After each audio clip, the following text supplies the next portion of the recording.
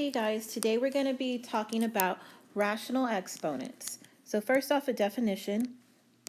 A rational exponent is an exponent that is a fraction. So if your exponent is a fraction, we call that a rational exponent. So the cool thing about those fractional exponents is that there are alternate ways of expressing the same thing. So for example, if you were to have 16 to the 1/2 power, that's just another way of saying that square root of 16. 25 to the 1/2 power, that's another way of saying square root of 25. So you see the pattern there, right? Anytime you have to the 1/2 power, that's just square root. So for x to the 1/2 power, that would just be square root of x. Okay, now there is a pattern to this. So anytime you have a fraction as your exponent, the number at the bottom of your fraction is the index of your radical, and the number on the top would be the exponent of the inside. But because we're in Algebra 1, we're really mainly only going to be dealing with 1/2 power. Okay, so I only have 4 examples. It's a pretty easy day today. It says rewrite in an alternate way. So if I have b, or I have square root of b, the alternate way is to write it as a rational exponent, and square root means that it would just be to the 1/2 power. That's it. Okay, let's look at the next one.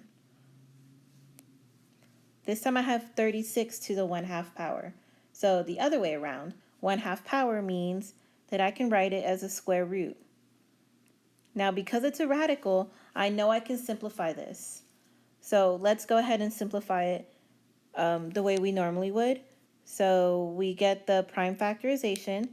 I can do 2 times 18. This can become 2 times 9.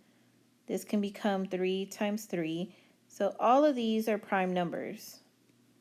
So I could rewrite this as 2 times 2 times 3 times 3. Anytime you have a pair, that can go to the outside. So both 2 and 3 can go to the outside. And then we simplify by multiplying. So that is just 6. So 36 to the 1/2 power is just 6. Okay, let's look at our next one. Have xy to the 1/2 power. But see how the whole thing is in parentheses? So that means that the whole thing goes inside the radical, square root of xy. Okay, and one more example.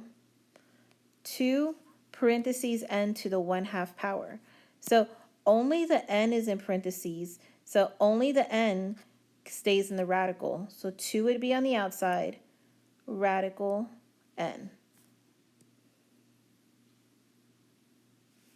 Okay, and that's all that there is to rational exponents. Just remember that 1/2 power is the same thing as square root. And if you do have square root of a number, use the processes that we learned before to simplify that radical as much as you can.